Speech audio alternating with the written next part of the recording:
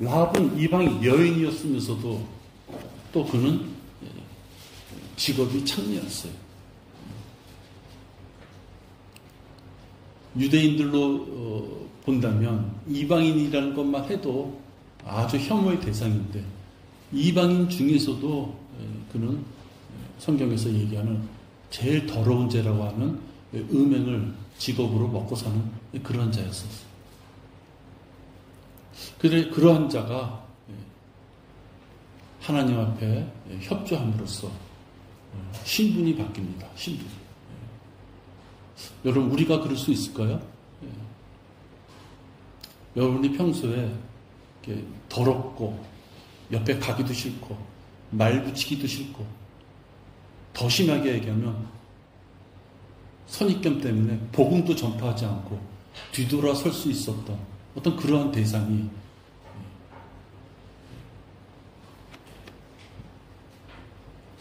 하나님의 자녀가 돼서 우리랑 동등한 신분을 누린다라고 했을 때 쉽게 받아들일 수 있겠느냐 하는 것입니다.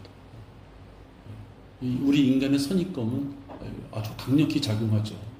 근데 하나님께서는 하나님이 우리보다 진짜 비교할 수 없을 정도로 우리는 거룩함을 위해서 나가는 존재지만 이미 완벽하게 거룩하신 하나님조차가 이런 라합을 받아들이셨다 하는 것입니다. 여호수아가 창녀 라합과 그녀의 아비 가족과 그녀에게 속한 모든 것을 살렸으므로 그녀가 오늘까지 이스라엘에 거하나니 이는 여호수아가 여리코를 정탐하도록 보낸 사자들을 그녀가 숨겨 주었기 때문이라. 이 창녀 라합이 하나님으로부터 복을 받는데 그 이유가 뭐냐? 뭐 믿음이 좋으냐? 아니죠, 그죠? 마음씨가 좋으냐? 아니에요. 그런 내용들이 아니에요. 정탐하러 보낸 그 정탐꾼들을 목숨을 지킬 수 있도록 숨겨줬다. 하나님의 일에 협조했다라는 것 때문에 그 라합을 쓰신다는 것입니다. 근데 쓰시는데 어떻게 쓰세요? 후일 유다 족장 살몬과 결혼해서 다윗의 조상인 보아스를 낳고 예수 그리스도의 족보에 그 이름이 올라가요.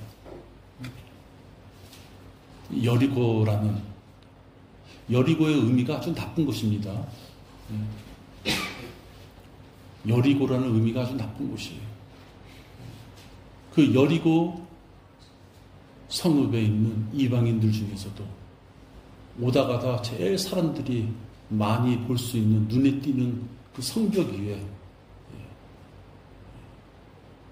창녀 역할을 할 수 있는 집을 만들어 놓고 많은 사람들한테 진짜 손가락질 받을 수 있었던 그러한 자를 하나님께서는 예수 그리스도의 족보에 올라갈 수 있는 자로 쓰셨다 하는 것입니다. 하나님께서는 과거를 묻지 않으시는구나. 과거를 묻지 않으시는구나.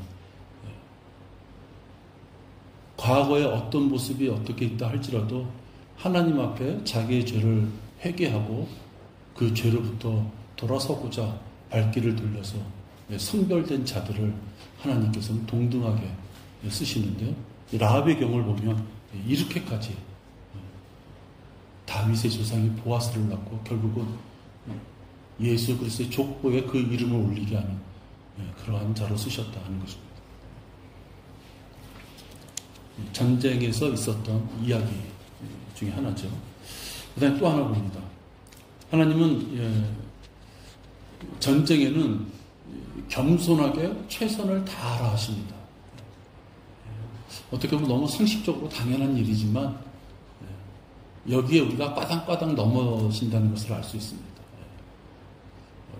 전쟁을 하는데 겸손하게 해야지, 또 전쟁을 하는데 최선을 다해야지, 그렇게는 알고 있지만 막상 어떤 상황에 부딪혔을 때 겸손을 잊어버리고 최선을 다하지 않는 경우가 나온다는 것이죠. 이스라엘 민족도 그런 실수를 범합니다. 여호수아 7장 3절입니다. 여호수아 7장 3절입니다.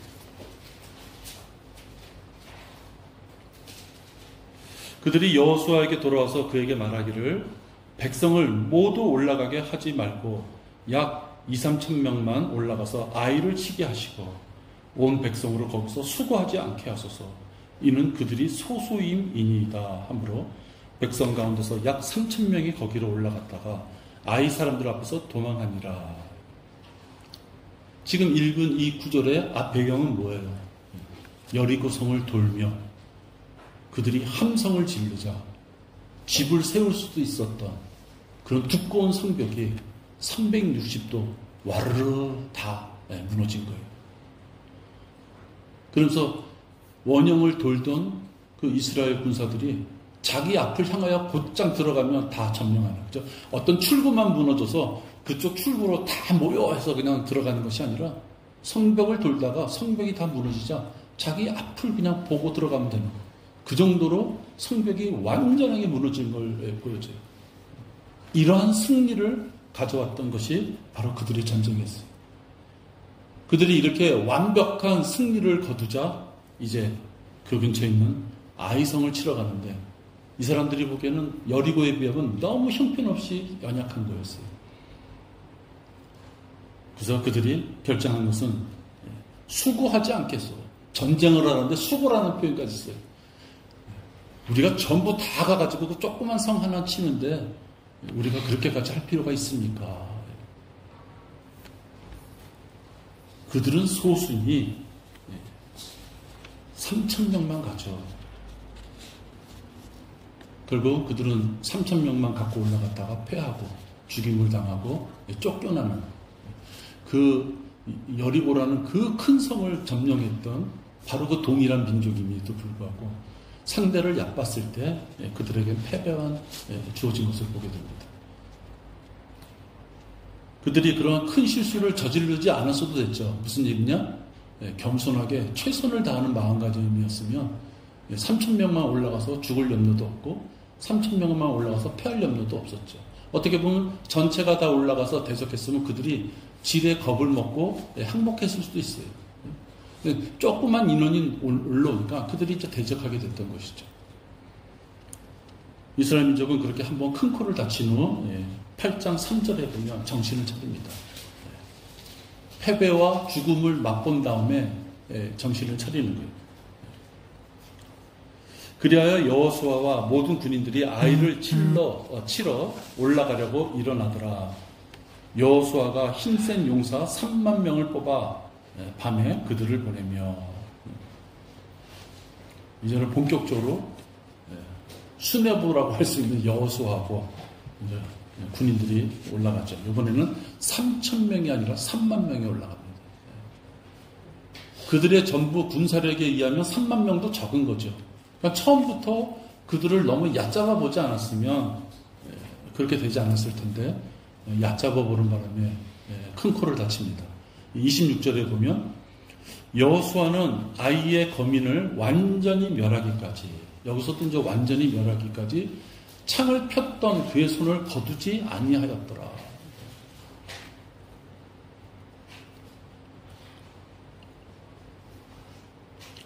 창을 폈던 그의 손을 거두지 아니하였다. 완전히 멸하기 위하여서. 글쎄요, 이게 말이 맞을지 모르지만 요즘 같으면 확인사살이라고 해야 될까요? 한번 큰 코를 다친 이후에는 하나님의 명령에 따라서 그냥 멸하는 정도가 아니라 그의 칼에 그의 손을 거두지 아니하였다. 칼집에다 놓고 죽었는지 살았는지를 살피는 것이 아니라 손에 칼을 들고서 완전 멸절을 위하여 그들이 행한 것을 보게 됩니다. 영적 전쟁을 할 때는 상대를 가볍게 보면 안 됩니다. 왜냐하면 특히 익숙한 영적 전쟁일수록 그렇습니다.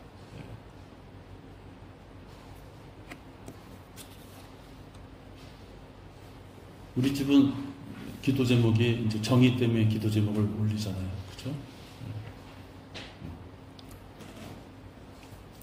택배를 하고 병이 오고, 아비나 어미의 마음으로서는 이제 저게 원인이 어디 있을까를 생각하죠. 왜 흔히 말하는 젊은이가 엄청 열심히 살아요. 엄청 짠돌이고요. 예. 엄청 짠돌이고 엄청 열심히 사는데 왜 병에 걸렸을까? 왜 걔가 경배를 마음 놓고 참여하지 못할까?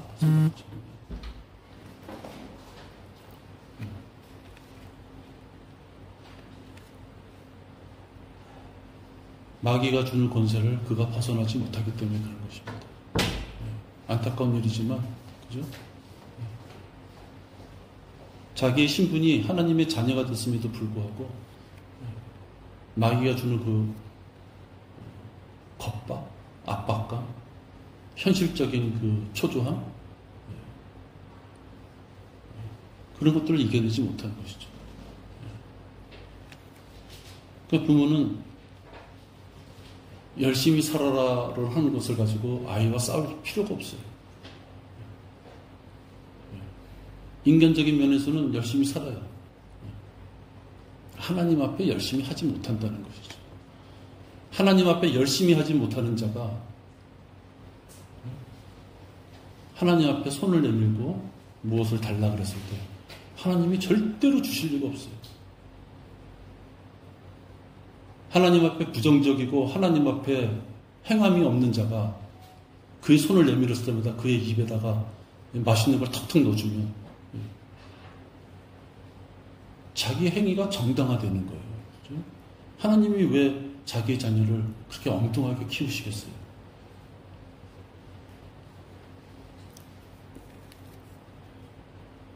하나님 앞에 나가는 자는 최선을 다해야 되는데요. 자기가 걸려있는 것들을 가지고 최선을 다하고 있다고 생각한다는 거죠. 그게 이제 가까이 있는 부모로서는 안타까운 것이고, 우리가 또 내 주변을 봤을 때 보면 자기는 최선을 다하는 것 같지만 아니거든요. 최선을 다하는 게. 자기 입으로는 최선을 다한다고 하고 있지만 최선을 다 안 하는 경우가 많거든요. 최선을 다해야 됩니다, 사실. 너나 나나 할 거 없이 우리 모두가 최선을 다해야 됩니다.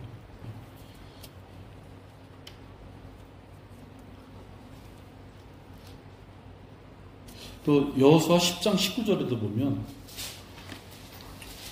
이런 부분이 나와요. 너희는 지체하지 말고 너희 원수들을 추격하여 그들의 후미를 쳐서 그들로 그들의 성읍들로 들어가지 못하게 하라. 이는 주 너희 하나님께서 그들을 너희 손에 넘겨 주셨음이라 하더라. 너희는 지체하지 말고 쭈물쭈물 거리지 말고 먹잇감을 봤으면 돌격하라 이 뜻이에요. 이것저것 사정 보지 말고 돌격해라. 너희 원수들을 추격하는데 어정쩡하게 추격하지 말고 추격하는데 그들의 후미를 쳐서 추격하다 그들의 꽁지를 딱 잡았으면 여러분 이런 거 생각해 보셨어요? 동물의 왕국에서 보면 사자가 양을 쫓아요. 사슴을 쫓아. 잡히는 사슴은 어떤 사슴이 잡히느냐? 씩씩하고 늠름하고 힘이 있는 사슴이 잡히는 게 아니라요. 쫓다 보면요. 병들고 또는 갓난 또는 부상을 당한 그러한 짐승이 무리 가운데 제일 뒤에 처지다가 잡혀먹는 거예요. 그러니까 똑같은 고기를 먹는데 사자가 제일 힘센 놈을 잡아가지고 사자한테 뒷발에 밟혀서 사자가 이게 발에도 삐끗하면요. 그 사자는 또 죽는 거예요. 그런 무리를 할 필요가 없는 거죠. 무리를 향해 쫓아갔을 때 결국은 제일 뒤에 처지는 놈을 잡아먹는 거예요. 아무 저항도 못하는 거예요. 그게 여러분 비겁하게 보이시면 안 돼요. 최선을 다하는 거죠, 사자도. 최선을 다하는 거예요. 최선을 다할 때 나한테 피해를 안 줄 놈을 잡아먹는 거죠. 여기서도 보면요. 너희 원수들을 추격하여 그들의 후미를 쳐서 원수가 막 도망가면 발걸음 빠른 놈은 빨리 도망가겠지만 여자라든지 연약한 자라든지 부상을 당했다든지 이런 자들은 후미에 쳐질 수밖에 없어요. 그 불쌍한 자들을 살려둬라가 아니라 후미에 있는 자를 쳐서 잡으라는 거예요. 최선을 다하는 것이죠. 전쟁은 그런 것입니다. 전쟁은 그런 것이에요.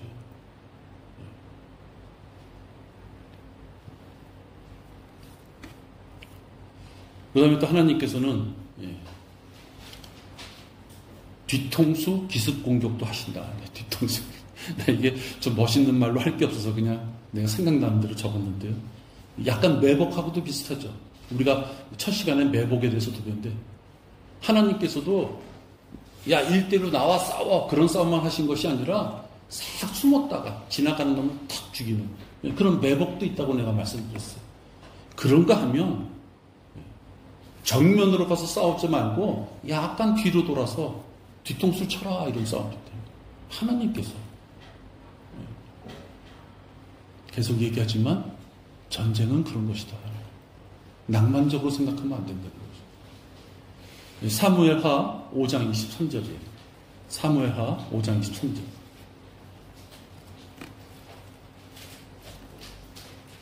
전면전을 피하고 기습전을 택하라.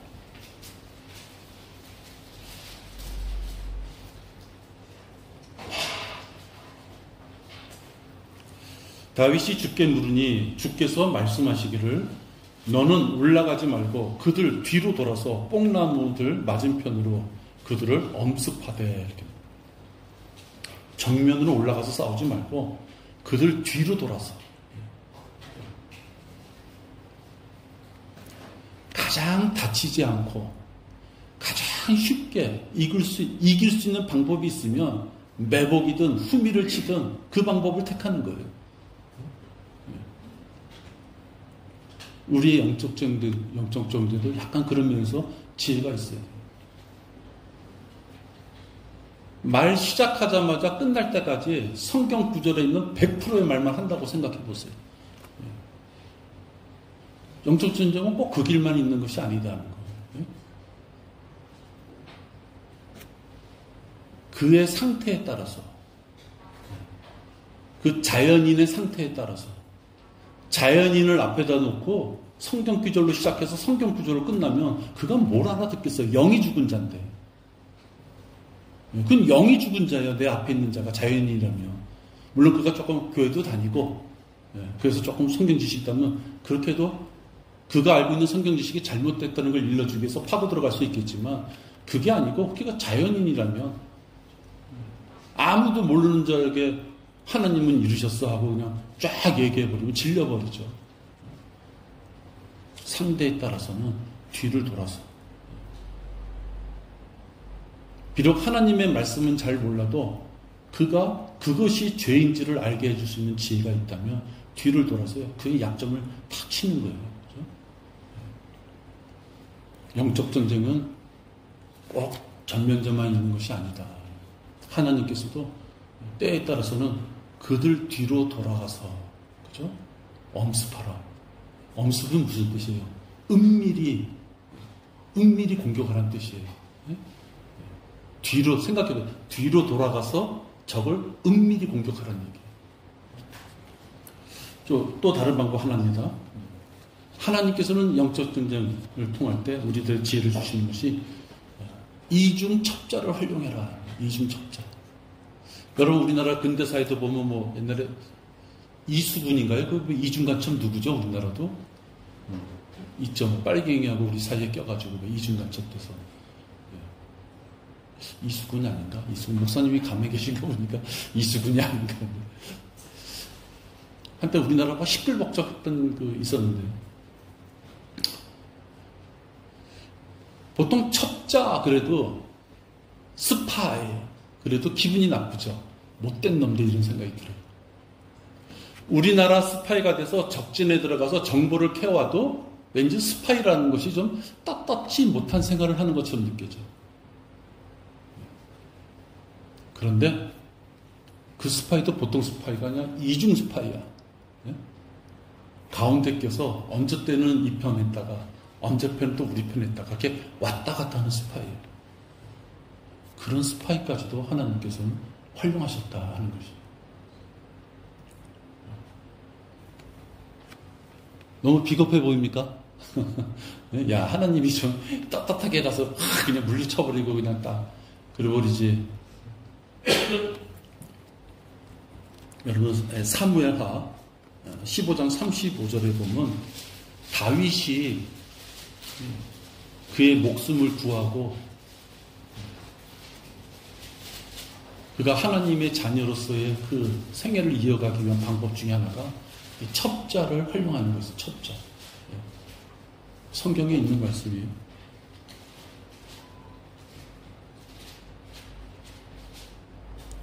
여기 보면 이제 15장 35절에 보면 36절까지 이렇게 보면요, 몇 명의 이름이 나옵니다. 후세, 사독, 아비아달, 아히마아스, 요나단, 이런 이름들이 나와요. 좋게 말하면 비상연락망입니다. 비상연락망. 야, 무슨 일 있으면 연락해줘. 군사적으로 보면 첩자예요, 첩자.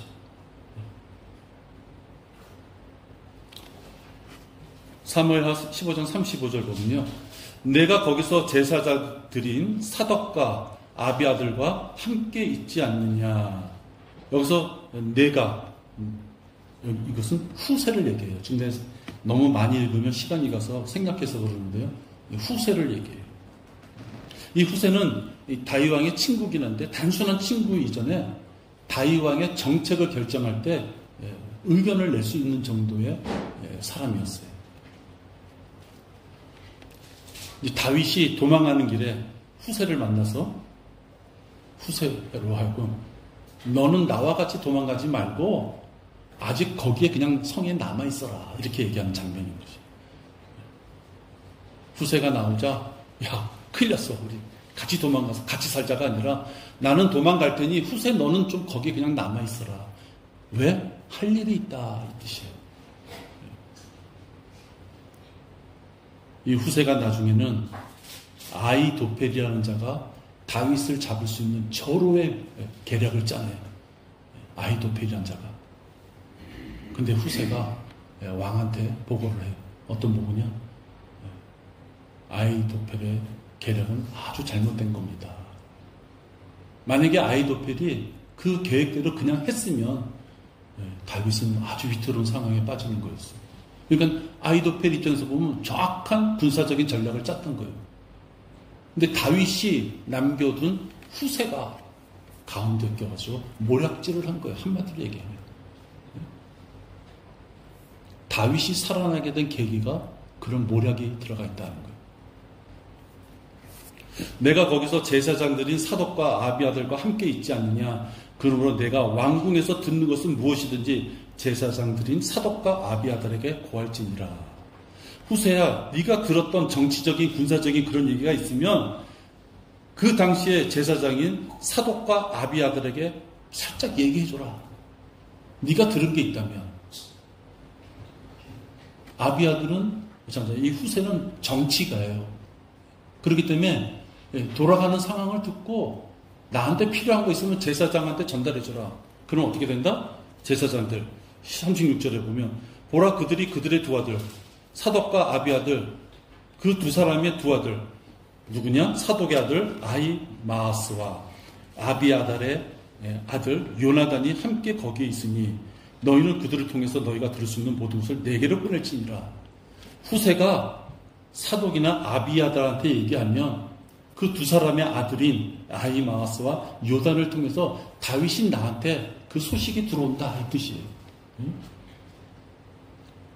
그러니까 다윗은 자기한테 충성을 맹세한 자들을 같이 도망간 것이 아니라 적군의 무리 속에 숨겨둬서 그들의 동태를 이렇게 아버지한테 얘기하면 아들한테 얘기하고 그 아들이 나한테 일러주게끔 만드는 거예요.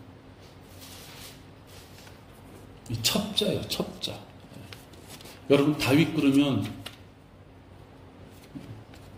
멋있고 용감하고, 그죠? 지혜롭고 총명하고, 그런 부분도 있지만 전쟁을 위해서는 첩자를 사용했구나 하는 거예요. 첩자.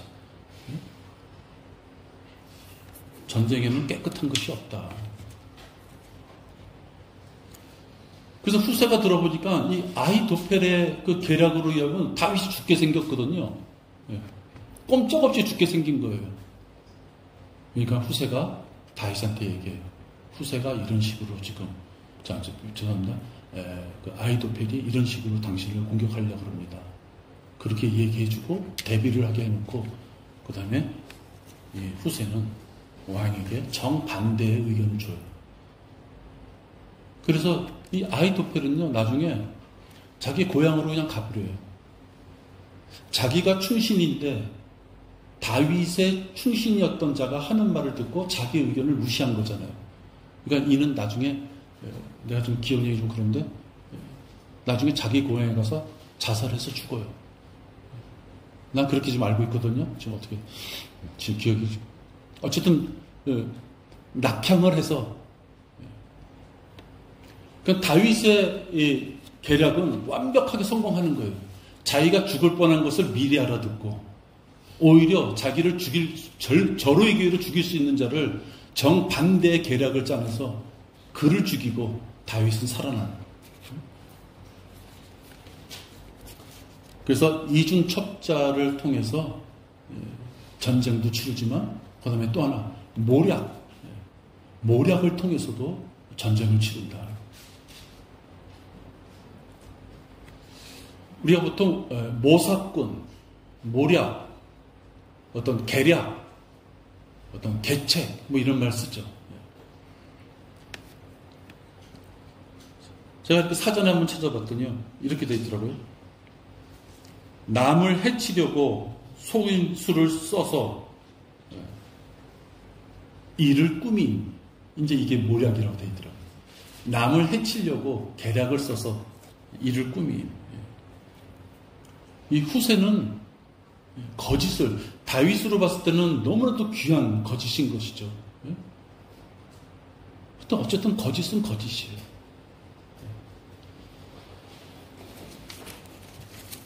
하나님께서는 다윗이 살아날 수 있는 방법 중에 하나가 이중첩자가 정반대의 모략을 통해서 다윗이 또 위기의 상황을 벗어날 수 있는 그런 상황도 성경에 있었다 하는 것입니다.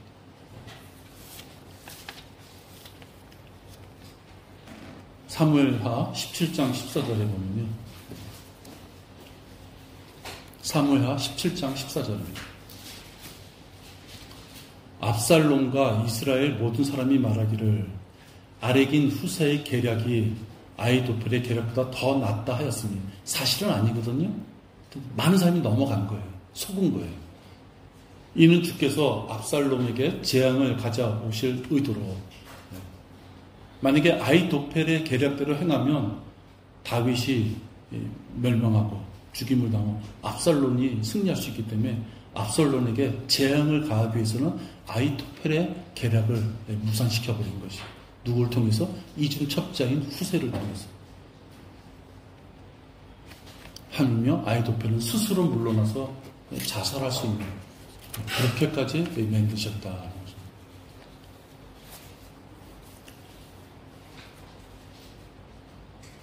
여러분, 지금까지 한 것이 군비 비축이나 여러 가지를 통해서 하나님께서 전쟁을 어떻게 보셨을까라는 걸 생각해 볼 수 있습니다. 우리가 중세시대 때 어떤 싸우는 어떤 그런 영화 같은 거 보면 일렬로 쫙 서가지고 대장이 조국을 위하여 여왕 또는 왕을 위하여 우리 목숨을 바치자 이래가지고 붙이면 와 진격하는 싸움, 그런 싸움도 있었겠지만 실제로 성경에서 보면은 우리가 예상했던 전쟁의 방법도 있지만 하나님께서도 이렇게까지 그 민족을 지키기 위해서는 여러 방법을 쓰셨구나라는 것을 알 수 있는데, 그것이 바로 전쟁인 것이고 전쟁은 이겨야 된다 하는 것입니다.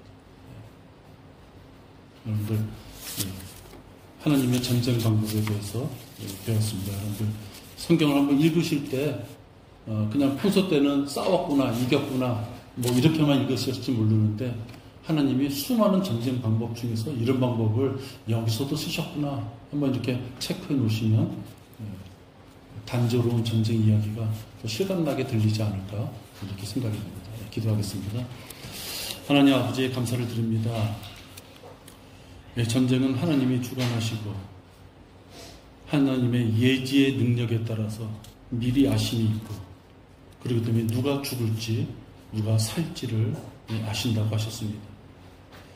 그것이 우리가 죽을 것과 살 것이 선택받았다는 것이 아니고 우리가 하나님의 말씀대로 살았을 때 사는 것이고 하나님의 말씀대로 살지 않았을 때 죽을 것이라는 그것이 예정되어 있고 어느 길을 가느냐에 따라서 우리 삶이 결정되어 있다는 것입니다. 하나님께서는 우리에게 자유의지를 주셔서 어느 길을 갈지를 우리에게 묻고 계십니다. 그 길을 선택할 때 올바르게 선택할 수 있도록 인도하여 주시옵소서. 미약하고 연약하기에 수없이 우리가 넘어집니다. 아버지 하나님, 넘어질 수밖에 없는 우리지만 넘어진 것이 떳떳하지 않습니다. 누룩이 너무 깊어 빨리 벗어버리고 싶지만 그 누룩이 너무 깊어 씻어서는 안 되고 드러내고 피를 흘려야 되는 그런 누룩도 있습니다. 아버지 하나님, 아무리 씻어서 누룩이 벗어지지 않는다 한들 그것이 자랑일 수 없습니다. 그 누룩에 대하여 피 뿌리는 눈물 어린 기도만이 있을 뿐입니다. 왜냐? 그 누룩이 있어서는 하나님 앞에 다가서기가 참 힘이 들기 때문입니다. 아버지 하나님, 저희들에게 귀한 성경의 말씀을 주시고 지옥교회를 허락하셨는데 우리가 성장함으로 주님 앞에 다가섰을 때 그 누구에 대한 간섭도 받지 않고 오직 내 자신이 하나님 앞에 누룩 없는 모습으로 다가설 수 있도록 인도하여 주시옵소서.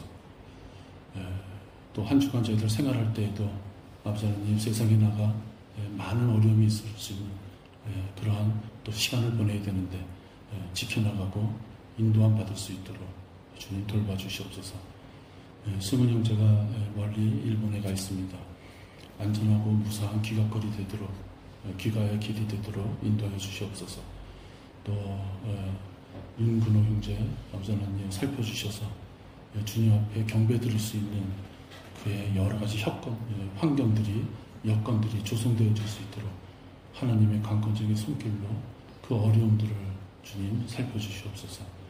한상도 형제 아버지 하나님 살펴주셔서 그 허리의 고통이 오랫동안 지속되지 않고 일상생활에 어려움이 없도록 또 직장생활도 할 수 있도록 인도하여 주시옵소서.